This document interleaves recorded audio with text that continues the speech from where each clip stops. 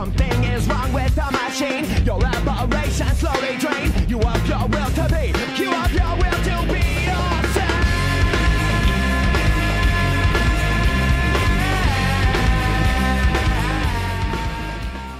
Mr. Chairman, Mr. Zuckerberg, welcome. Thank you for being here.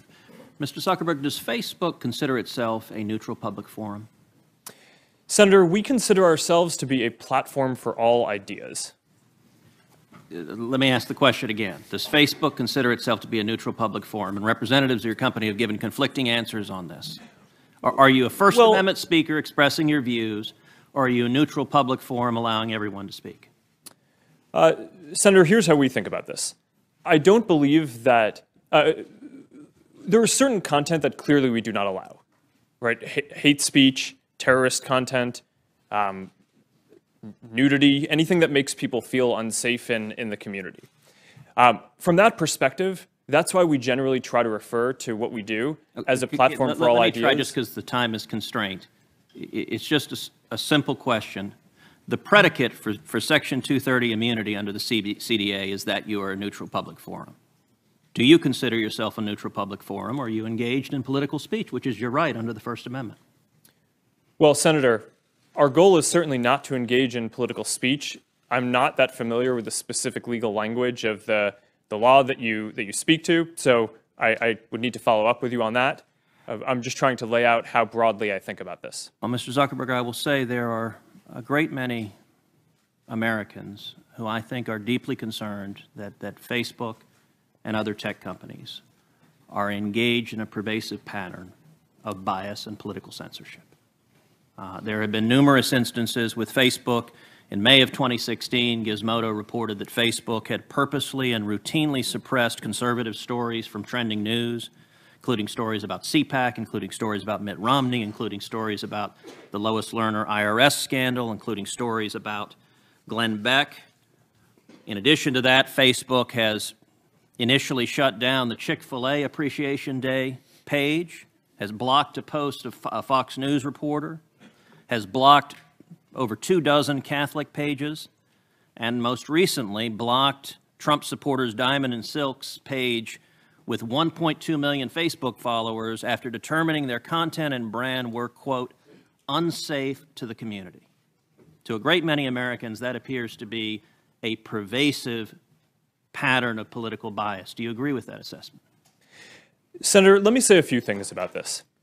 First, I understand where that concern is coming from because Facebook and the tech industry are located in Silicon Valley, which is an extremely left-leaning place.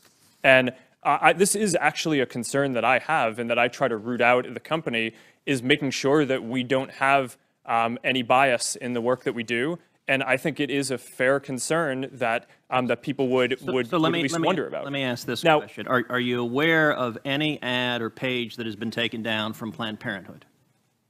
Senator, I'm not, but let me just... How about MoveOn.org? Sorry? How about MoveOn.org? I'm not specifically aware of those. How about any Democratic candidate for office?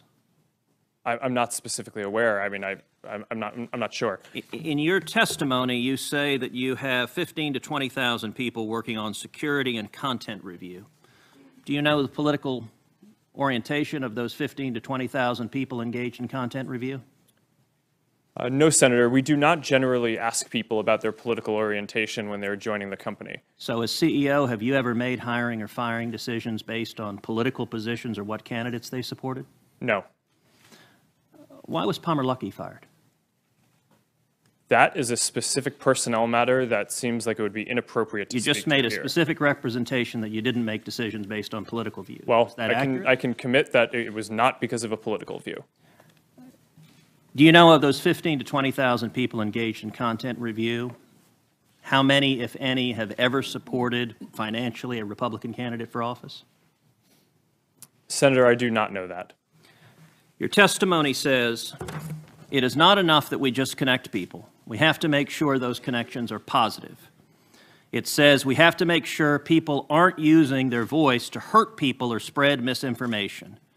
We have a responsibility not just to build tools, to make sure those tools are used for good. Mr. Zuckerberg, do you feel it's your responsibility to assess users, whether they are good and positive connections or ones that those 15 to 20,000 people deem unacceptable or deplorable? Senator, you're asking about me personally? Facebook. Senator, I think that there are a number of things that we would all agree are clearly bad. Foreign interference in our elections, terrorism, self-harm. I'm Those talking are about things. Censorship. Well, I think that you would probably agree that we should remove terrorist propaganda from the service. So that, I agree, I think is clearly bad activity that we want to get down, and we're generally proud of how well we do at that.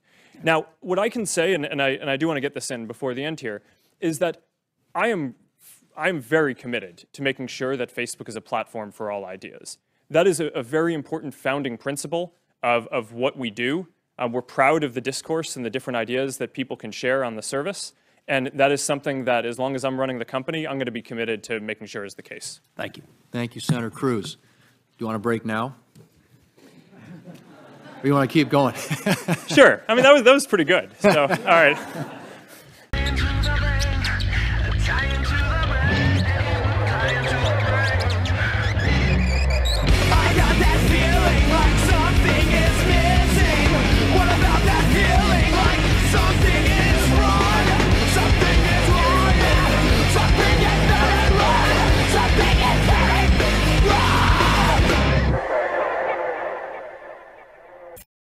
Yeah, it became personally offensive, and I believe it is a hate crime, and I'd like to report it.